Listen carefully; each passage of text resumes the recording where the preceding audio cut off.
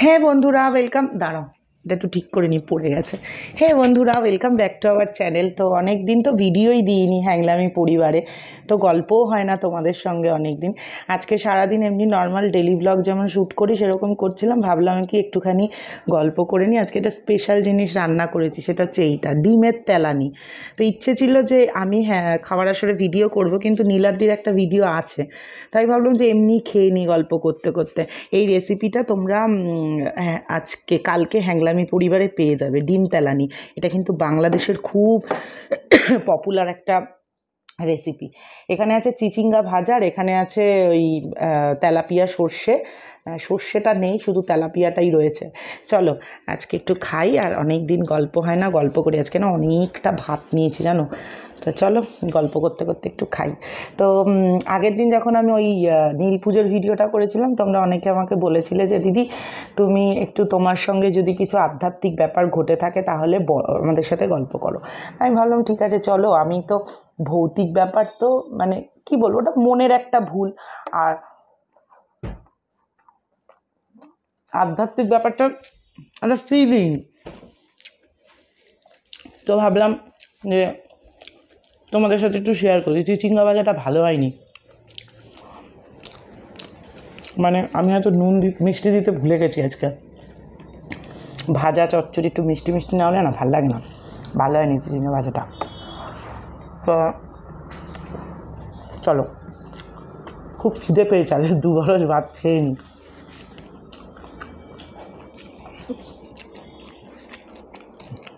ঠিক জুত হলো না।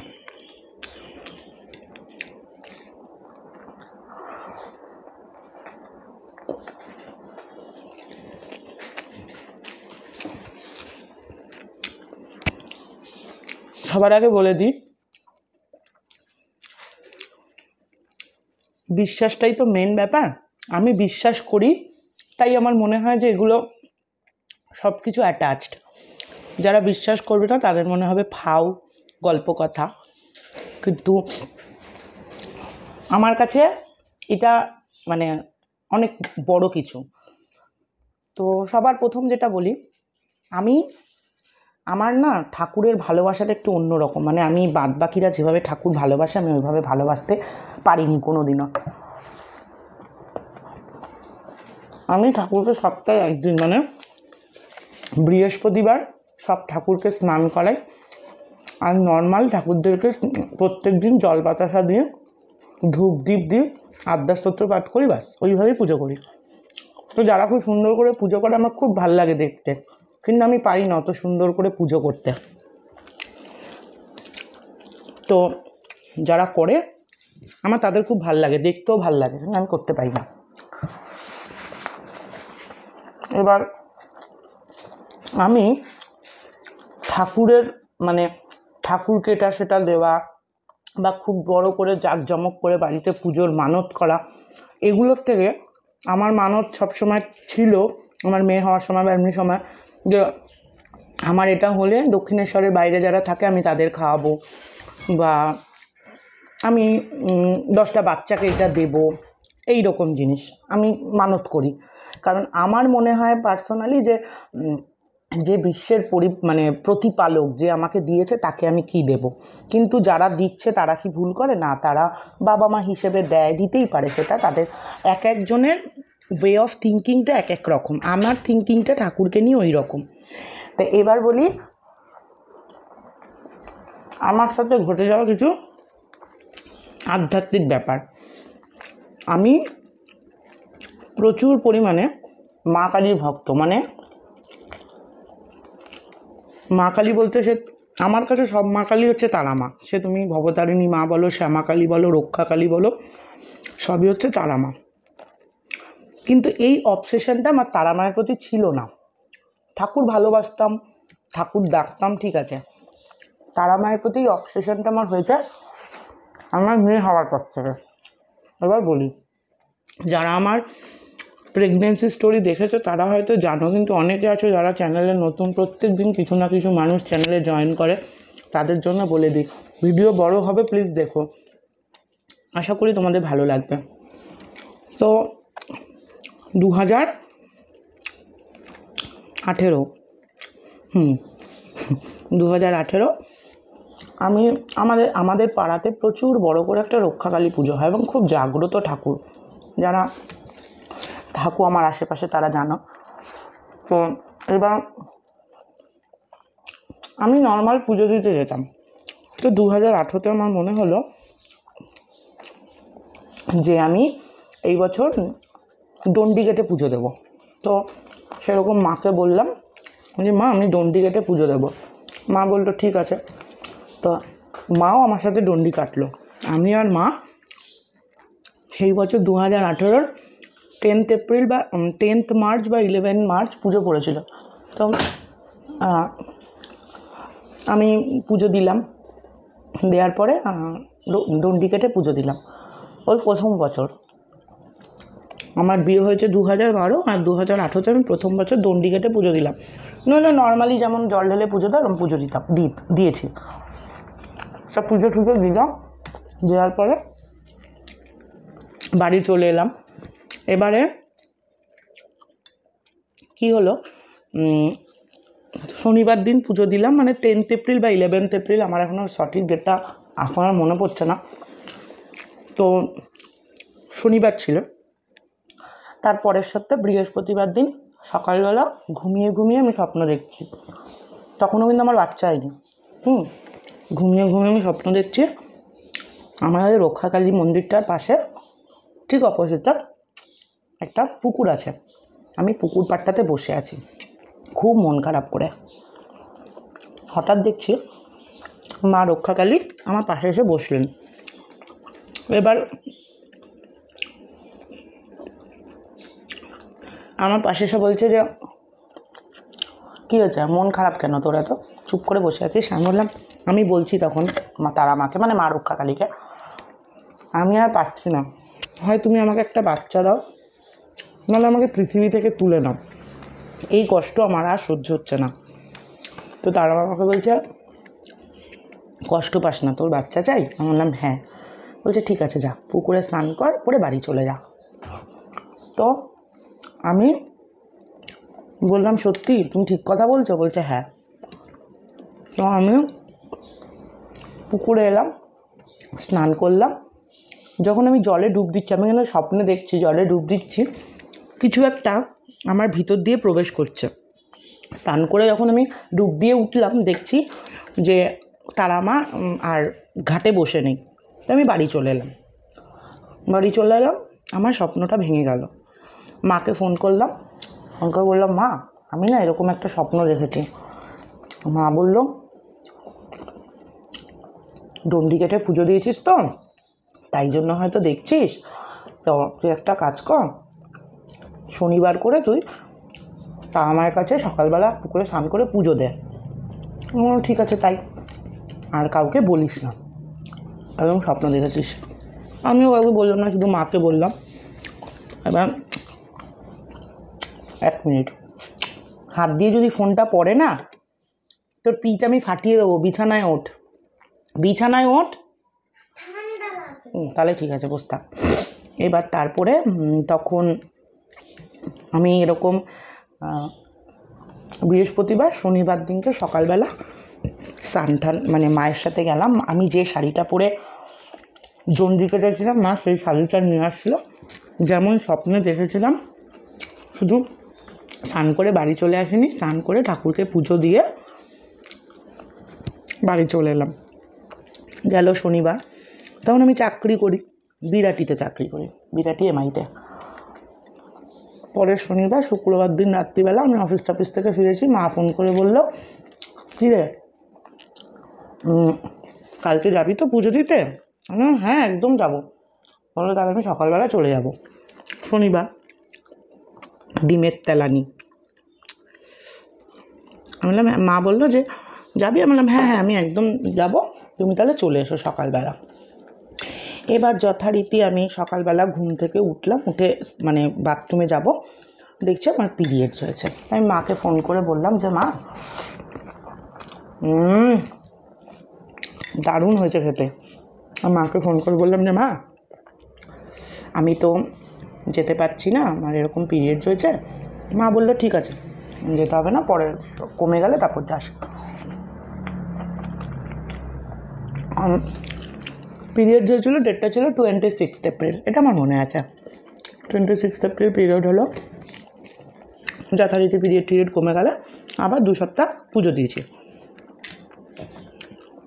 এপ্রিল 26 মার্চ, সরি ভুল বলছি, 26 মার্চ আমার পিরিয়ড হলো। তো তারপরে এপ্রিল মাসে 26 এপ্রিল আমি পিরিয়ড মিস করলাম। 26, 27, 28, 29, 28 রাত্রিবেলা অফিস থেকে ফেরার সময় আমি প্রেগনেন্সি কিট নিয়ে আসছি, আমি জানি নেগেটিভ, তো নিয়ে আসলাম, ফর্ম্যালিটি নিয়ে আসলাম। 29 এপ্রিল সকালবেলা ঘুম থেকে উঠলাম, ঘুম থেকে উঠে বাথরুম গেলাম, টেস্ট রেখে মানে কিটটা রেখে মুখ হাত পা ধুয়ে, যেমন এরকম করে বেসিনের উপর রাখা, আমি জাস্ট এরকম করে দেখতে গেছি নেগেটিভ হবে। দেখতে যখন দেখেছি না, মানে আমার মানে আমি ওই সময়টা বা ওই সিচুয়েশানটা আমি কোনোদিনও বলতে মানে বুঝাতে পারবো না তোমাদের যে কী ছিল, যে এই দুটো দাগ দেখার জন্য আমি প্রত্যেক মাসে অপেক্ষা করে থাকতাম। ওটা নিয়ে সঙ্গে সঙ্গে দৌড়ে চলে এলাম। দৌড়ে চলে আসার পরে ঘরে এসে বললাম যে নীলাদ্রি দেখো, আর নীলাদ্রিও বিশ্বাস করতে পারছি না, আমিও বিশ্বাস করতে পারছি না, দুজনকে জড়িয়ে ধরে কাঁদছি যে এটা কী দেখলাম, এটা কী হয়ে গেল। সঙ্গে সঙ্গে মনে পড়লো 26 এপ্রিল আমি এক সপ্তাহ তোমার যে সপ্তাহে আমি স্বপ্ন দেখেছি, তারপরের সপ্তাহে আমি ঠাকুরের কাছে পুজো দিয়েছি, তারপরের সপ্তাহে আমার পিরিয়ডস হয়েছে, আর ওই পিরিয়ডটাই ছিল আমার লাস্ট পিরিয়ড। 26 এপ্রিল আমার মার্চ আমার লাস্ট পিরিয়ড হলো, 26 এপ্রিল আমি কনসিভ করলাম। ওই দিনের পর থেকে মানে ওই ব্যাপারটার পর থেকে আমার মা কালীর প্রতি ভালোবাসাটা অগাধ বেড়ে গেল। নর্মালি বৃহস্পতিবার বলি আমরা মা কালীর জন্মদিন, কিন্তু আমরা পুজো করতে যাই শনি মঙ্গলবারে। আমার মেয়ে হয়েছেও মঙ্গলবার। তো আমার মনে হয় ট্রিটমেন্ট তো আমি বহু বছর ধরে করছি, কিন্তু আমার মেয়ে তারা মায়ের দান, এটা আমি সবসময় মনে করি, মানে মা রক্ষাকালীর দান, এই মা রক্ষাকালীর দান। তো আমার মেয়ে কিন্তু জানে, আমার মেয়েকে যদি জিজ্ঞাসা করা হয়, আমার মেয়ে কিন্তু বলে, আমার মেয়েকে ছোটোবেলা থেকে আমরা শিখিয়েছি বাবা এটা তো জন্মস্থান, কারণ ওখান থেকে আমি আমার মেয়েকে পেয়েছি। তাই জন্য আমার মেয়েকে আমার মানত ছিল যত বছর আমি পারবো, মা বলেছিলাম আমার মেয়েকে আমি পিঠে নিয়ে তোমার কাছে আসবো। তো 5 বছর পর্যন্ত করেছি, এই বছরও করতাম, কিন্তু মুহূর্তে এখন অনেকটা লম্বা হয়ে গেছে, পিঠে বাঁধলেও খুব কষ্ট হয়, এই জন্য এই বছরটা আর করিনি। এই একটা গেল, এখান থেকে তারা মায়ের প্রতি আমার ভালোবাসাটা শুরু হলো। তারপর থেকে আমি মানে তারা মাকে, সব ঠাকুরের প্রতি আমার ভালোবাসা আছে, কিন্তু তারা মায়ের আমি বলতে পারি আমি বিরাট বড় ফ্যান। এবার আর একটা ঘটনা বলি, যে তারা মা আমাদের সঙ্গে আছেন, সবার সঙ্গে ঠাকুর আছেন। তুমি ঠাকুরকে কিভাবে দেখছো, কিভাবে ভালোবাসছো, তার উপরে ঠাকুর তোমার সঙ্গে আছেন। আর একটা ঘটনা বলি, যেখানে তোমার সঙ্গে যদি কিছু ভালো হয় তার আভাসও ঠাকুর দেয়, তোমার সঙ্গে যদি কিছু খারাপ হয় তার আভাসও ঠাকুর দেয়। আমার সঙ্গে একটা খুব বিচ্ছিরি ঘটে যাওয়া ঘটনা আমাদের সঙ্গে, তার আগে ঠাকুর আমায় আভাস দিয়েছিল। হঠাৎ করে উঠলো বাড়িতে কটক যাই, আমাদের প্ল্যান হলো আমরা সিকিম ঘুরতে যাব। ঝপঝপ করে টিকিট কাটা হলো, টিকিট যেহেতু পাচ্ছিলাম না, তোমার ট্রেনের টিকিট যেহেতু পাচ্ছিলাম না, বাসের টিকিট কাটা হলো।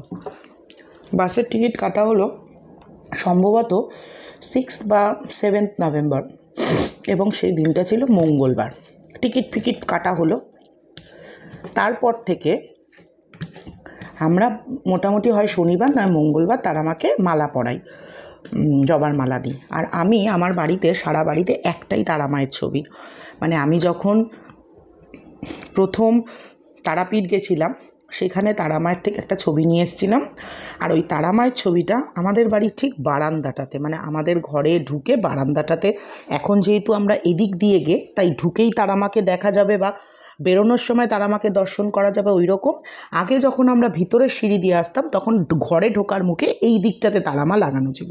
মানে তারা মা আমাদের, আমার মনে হয় যে তারা মা আমাদের দ্বার রক্ষক। আমি যদি কোথাও যাই, বাইরে বেরোনোর সময় মাকে বলে যাই, মা আসছি, দেখে রেখো, তোমার ওপর বাড়ি ছেড়ে দিয়ে গেলাম। এখনও একদিনের ট্যুরে যাই, দুদিনের ট্যুরে যাই, বা এখান থেকে যে কোনো জায়গায় বেরোই, আমি বলি মা আসছি, তারা আমাকে বলে যাই। এটা আমার আগাগোড়া নিয়ম। এবার যখন আমরা ঘুরতে যাচ্ছি তার বেশ 2 সপ্তাহ আগে থেকে, মানে আমি তারা মাকে মালা পরাতে গিয়ে, মালা পরিয়ে দিয়ে কোথাও একটা বেরিয়েছি, এসে দেখছি আমার তারা মা মুখ থুবড়ে এরম করে পড়ে রয়েছে নিচে, জবার মালা সমেত পড়েছে। মনে হচ্ছে যেন তারা মা রক্তাক্ত অবস্থায় পড়ে রয়েছে। জবার মালা নিয়ে যখন পড়েছে, জবার মালাটা লাল লাল, ওরকম মনে হচ্ছে তারা মা পুরো রক্তাক্ত অবস্থায় পড়ে রয়েছে। ঠিক আছে, পরপর 2 সপ্তাহ, মঙ্গলবার ঘুরতে যাব, শনিবার দিন তারা মাকে মালা পরিয়েছি, সেম সঙ্গে সঙ্গে পড়ে গেল তারা মা।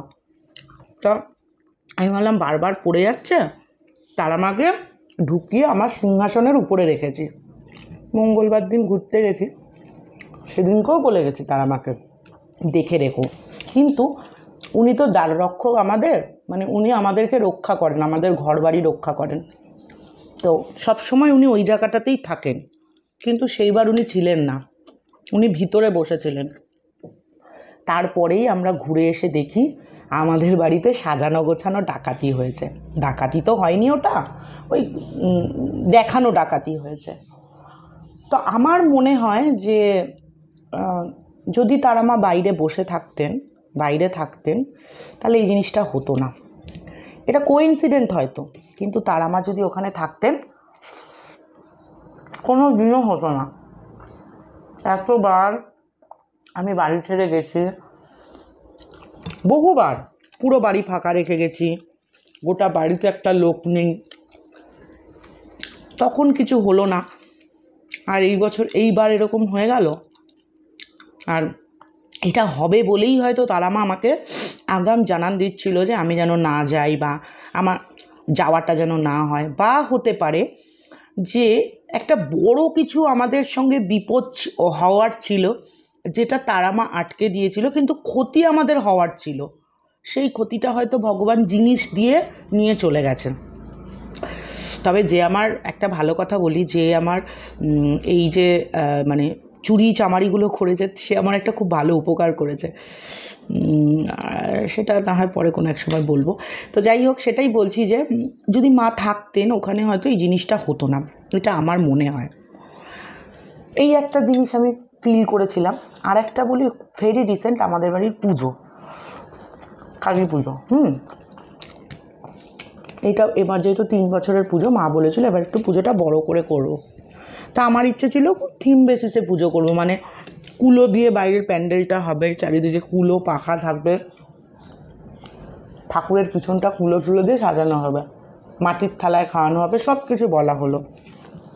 আমি স্বপ্ন দেখছি যে আমাদের যখন ঠাকুর বরণ হয়, আমার পিঠে করে ঠাকুর নামানো হয়। তোমরা হয়তো আমাদের বাড়ির পুজোতে দেখেছ। তো আমি স্বপ্ন দেখছি মা ঠাকুর বরণ করতে গেল, ঠাকুরটা ভেঙে গেল, আমি তখন ভিতরে কোনো একটা কাজ করছি, রেডি টেডি হয়ে যখন পুজো দিতে বসছি, আমি দেখছি মূর্তিটা পুরো কালো এবং এইটুখানি মূর্তি। তো আমি মাকে বলছি, মা এত বড় কালী মাকে নিয়ে আসলে, মা ছোট হয়ে গেল কী করে? বলে ভেঙে গেছে, আমার কাছে এই মূর্তিটা ছিল, আমি এই মূর্তিটা দিয়েই পুজো করছি। তা আমি তখন বললাম ঠিক আছে চলো তাই হবে। ওই মূর্তিটা দিয়ে পুজো করতে করতে হঠাৎ করে দেখলাম কালী মূর্তিতে আগুন লেগে গেছে, পুরো চারিদিকে আগুন লেগে গেল। তারপরে আমি দেখছি স্বপ্নে, আমি গেছি হচ্ছে যে তোমার যেখানে ঠাকুর বানায় ওখানে গেছি ঠাকুর আনতে।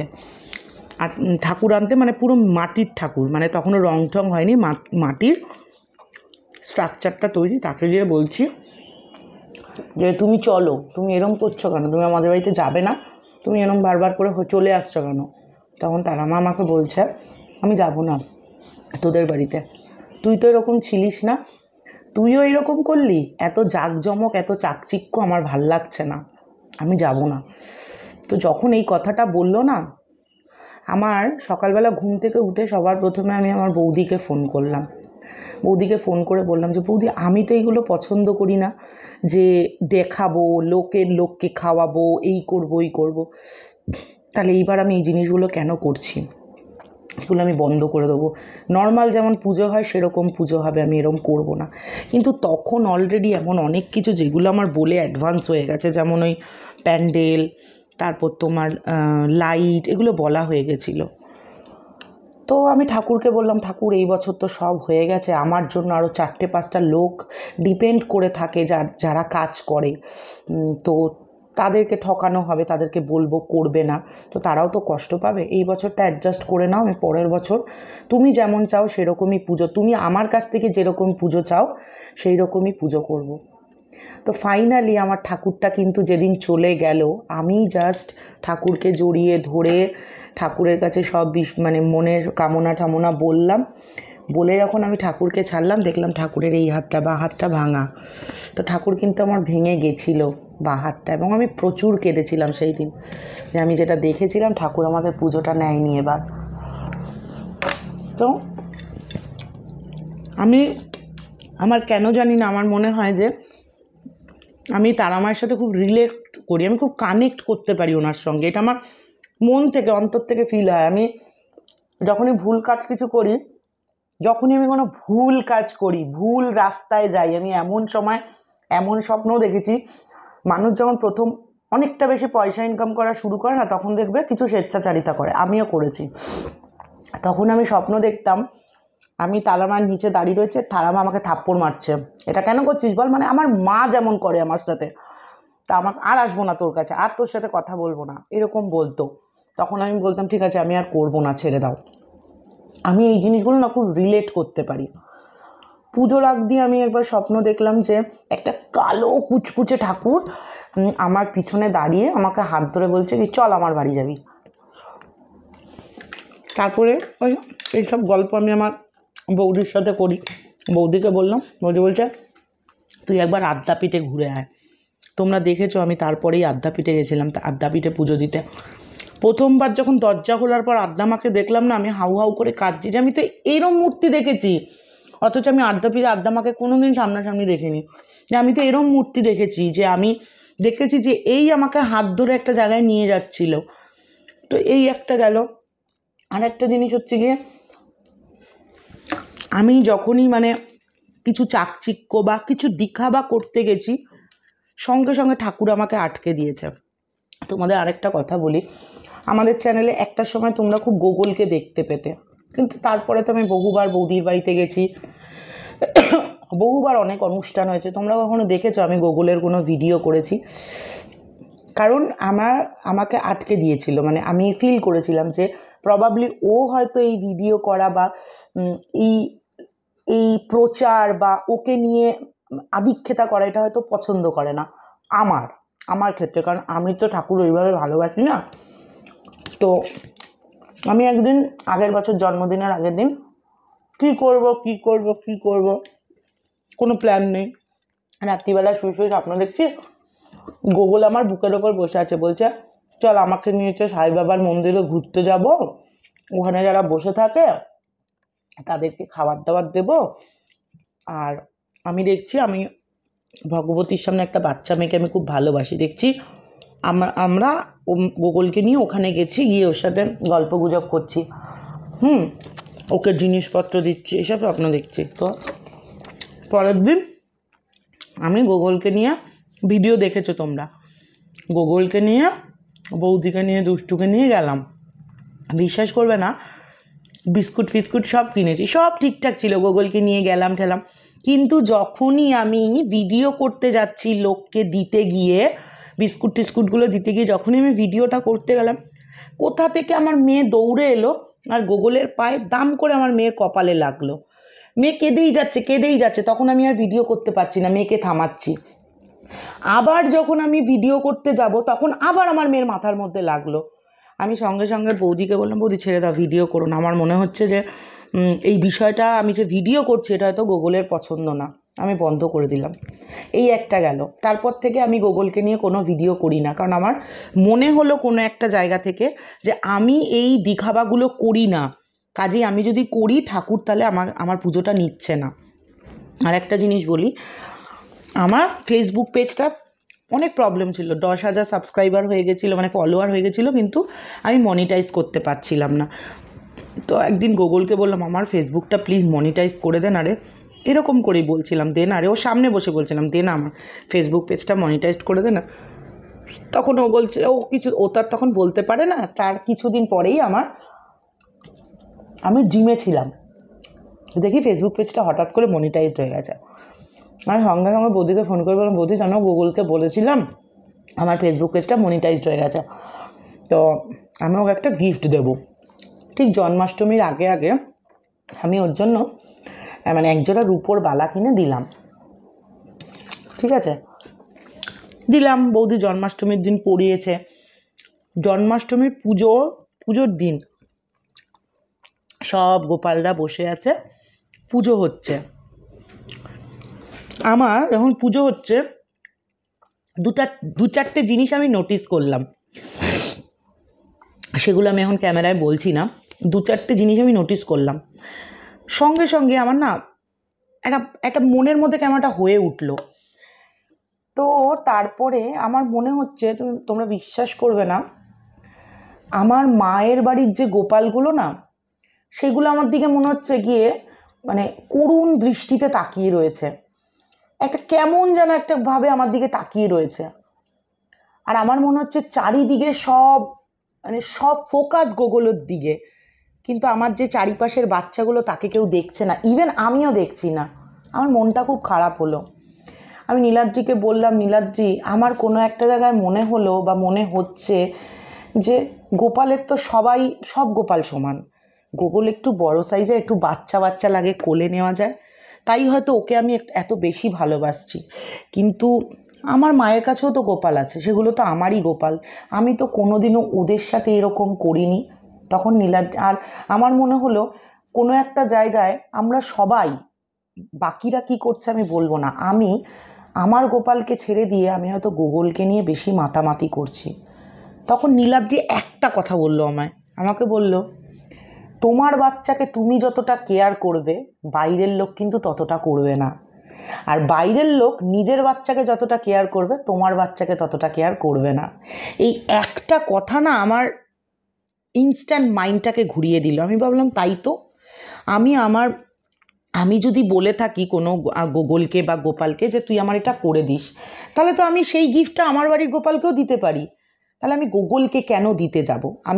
আমার মনে হলো যে গুগল এটা আমার মনের মধ্যে ঢুকালো যে আমি সব জায়গায় এক, তুমি তোমার বাড়ির গোপালকে ভালো না বেসে তুমি আমাকে ভালোবাসছো কারণ আমি দেখতে সুন্দর, কারণ আমার চেহারা সুন্দর না বাবা, কারণ আমার মধ্যে তুমি দিখাবা পাচ্ছ, বাকিদের মধ্যে সেটা পাচ্ছ না। এই জিনিসটা থ্যাঙ্কস টু ভগবান বা থ্যাঙ্কস টু গুগল যে আমাকে এটা বুঝিয়ে দিল যে আমি শ্রীকৃষ্ণ বা গোপালের পুজোতে মজিনি, আমি মজেছি সৌন্দর্যের পুজোতে, মানে খাও বাবা, ওই যে প্রতীক গোপালের যে ওই বড় প্রতীক আমি ওটাতে মজেছি। আমি যদি ভালোবাসি আমি ছোট গোপালকেও ভালোবাসতে পারি, ভালোবাসার জন্য প্রতীক দরকার পড়ে না। আমি সেদিন থেকে নিজেকে সংযত, এখনও আমি গোকুলকে ভালোবাসি, কিন্তু সেই যে আদিক্ষেতাটা, সেই যে দিখাবাটা, সেই যে ওকে নিয়ে রিলস করা, সেই যে ওকে নিয়ে আতুকুতু করা, ওটা কোনো একটা জায়গা থেকে আমি কন্ট্রোল করে ফেললাম। তবে হ্যাঁ, গুগল আসার পরে ভগবান শ্রীকৃষ্ণের প্রতি ভালোবাসা আমার বেড়েছে। আমি এত হয়তো কৃষ্ণ নাম করতাম না যতটা গুগল আসার পরে করেছে। আমার জীবনে গুগলের আসাটারও কিন্তু একটা অন্যরকম মানে আছে। গুগল এসে আমার কৃষ্ণের প্রতি ভালোবাসা বাড়িয়েছে, কিন্তু গুগলের প্রতি যে আধিক্যতা সেটা আমি কমিয়ে দিয়েছি। কারণ আমার মনে হলো গুগল আমাকে এই রাস্তাটা দেখালো যে আমার প্রত্যেকটা রূপ এক, তুমি যদি ভালোবাসো তুমি সবাইকে ভালোবাসো। তো সেখান থেকে আমি কিন্তু গুগলকে হয়তো ধরো ফ্যামিলি মেম্বার হিসেবে ক্যাপচার করছি, যে আমরা কোনো জায়গায় ঘুরতে গেছি বা ওর বাড়িতে গেছি বা এইটুখানি ওকে নিলাম, কিন্তু আলাদা করে না খেয়ে নাও। আলাদা করে কিন্তু আমি ওকে আর ক্যাপচার করি না, কারণ আমার মনে হয়েছে যে ও আমাকে এই রাস্তাটা দেখিয়েছে, তো সেটাই আমি বলছি। দেখো এবার আমার বৌদিরা যে গোগলকে ভালোবাসে বা ওকে নিয়ে আমার বৌদি বেঁচে থাকে, তাহলে কি সে ভুল? না, আমার কাছ থেকে ঠাকুর ওইভাবে পুজো নেবে না তো, কারণ আমি তো ওইভাবে পুজো করিনি কোনোদিনও। এখন আমি যদি ওইভাবে পুজো করি মানে আমি অন্যের দেখে পুজো করছি। আমার মন থেকে যতক্ষণ না চাইছে আমি যদি ওইভাবে পুজো করি বা ওই রকম কিছু করি, তাহলে সেটা দিখাবা হয়ে যায়। আর আমার মনে হয় ঠাকুর দিখাবাটা পছন্দ করে না। যারা সারাদিন ঠাকুরের নাম করে, যারা সারাদিন ঠাকুরকে ভালোবাসে, ঠাকুর তাদের কাছ থেকে ওইভাবেই পুজো নিয়ে অভ্যস্ত।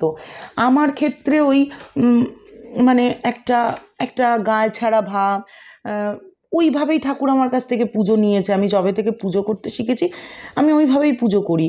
অনেকে কি সুন্দর প্রত্যেক বৃহস্পতিবার লক্ষ্মীর পাঁচালি পড়ে, আমি সত্যিই পড়ি না। আমি নর্মাল পুজো করি, মা লক্ষ্মীর সামনে দাঁড়িয়ে বলি যে তুমি তো চঞ্চলা দেবী, আমি অনেক অন্যায় করেছি জীবনে, অনেক অপরাধ করেছি, তুমি শুধু ক্ষমা মার্জনা করে আমাকে রাস্তা দেখিও যে আমি কি করলে কোন রাস্তায় গেলে তোমাদের ভালো হবে। তো মানে তোমাদের ভালো হবে ইন দ্য সেন্স তোমরা খুশি হবে। আমি 2 লাখ যখন আমাদের হ্যাংলামিতে সাবস্ক্রাইবার হলো, তখন আমি গেছিলাম তোমার দক্ষিণেশ্বরের বাইরে যারা থাকে তাদেরকে দিতে। আমার তখন একটাই জিনিস মনে হয়েছিল যে আমি তারামাকে কি দেব, মানে আমি তারামাকে বলবো আমি তোমাকে শাড়ি দেব, আমি তোমাকে গয়না দেব। তার মানে প্র্যাকটিক্যালি চিন্তা করো, তার স্বামী স্বয়ং ভোলানাথ, বিশ্বের প্রতিপালক, তারা মানুষকে দেখছে, তার কি তার ওয়াইফকে একটা শাড়ি একটা গয়না দেওয়ার ক্ষমতা নেই? মানে যদি আমাদের হতো, আমার বরের যদি প্রচুর পয়সা থাকতো, প্রচুর আভিজাত্য থাকতো, তাহলে কি থোড়ে আমার আত্মীয় স্বজন বলতো এই তোকে না একটা সোনার চেন দেবে, দেখ তোর সোনার চেন আমাকে আমার স্বামী গড়িয়ে দেবে। মানে আমি না এইরকম, আমি জানি তোমরা আমি ভুলভাল ভাবছো, আমার এইরকমভাবে মনে হয় যে ঠাকুরকে দেবো আমি, এই বাবারই এই এত বড় ক্ষমতা হয়ে গেছে আমার ঠাকুরকে দেব। কিন্তু আবার অনেকে যারা ঠাকুরকে দিচ্ছে, ভালোবেসে দিচ্ছে ঠাকুরকে, কারণ তাদের মনে হচ্ছে আমি আমার 50% ইনকামের মধ্যে 5% ঠাকুরকে দেবো। কমিশন নয় কিন্তু ভালোবাসা। আমি আমার ভগবানকে দেব, আমার প্রতিপালককে দেব। তারাও ঠিক, আবার আমার জায়গা থেকে আমার চিন্তাধারাটা এইরকম, আমি এরকম করে ভাবি। তো এই হচ্ছে ব্যাপার। 32 মিনিট বকবক করে ফেলেছি। কীভাবে যে সময়টা চলে যায় তোমাদের সাথে কথা বলতে বলতে আমি বুঝে পাই না। তো আরও জীবনে ঠাকুরের সঙ্গ মানে এইভাবেই চাই। আর খাবো না, খাওয়া হয়ে গেছে। তো এইভাবেই চাই, উঠবো বাবা। তো এইভাবেই চাই ঠাকুর সঙ্গে থাকুক, পাশে থাকুক। যদি কখনো অন্যায় করি, ভুল করি, তাতে যেন রাস্তা দেখান, মাথার উপর থেকে যেন হাতটা তুলে না নেন। এটাই সারা জীবনের চাওয়া। আমি যখন ঠাকুরের কাছে পুজো করি তখন একটাই কথা বলি, ছোট্টবেলা থেকে আমার মেয়েও সেটাই বলে। আমার ঠাকুরের কাছে একটাই কথা আমি বলি, ঠাকুর ভালো থেকো, ভালো রেখো। আমি যদি অন্যায় করি তাহলে তার প্রতিবাদ তুমি করো, আর আমার সাথে যদি কেউ অন্যায় করে তাকেও তুমি দেখে নিও। ব্যাস এটাই হচ্ছে গিয়ে আমার ঠাকুরের কাছে চাওয়া এবং আমার এই ভিডিওর লাস্ট বক্তব্য। তো তোমাদের সাথে যদি এইরকম আমার প্রেগনেন্সি, আমার বিয়ের পরে আমার কালী পুজোর পরে একটা ঘটনা শুনে আমাকে একজন আমার সাথে কন্ট্যাক্ট করেছিল। সে তার এই গল্পটা করেছিল আমার সঙ্গে কালী পুজো নিয়ে, যে মা কালীর প্রতি তার কত ভালোবাসা। তো তোমাদেরও যদি এরকম গল্প থাকে মা কালী বা যে কোনো ঠাকুরকে নিয়ে, তোমরা অবশ্যই আমাকে কমেন্টে জানিও। আজকের মতো টাটা।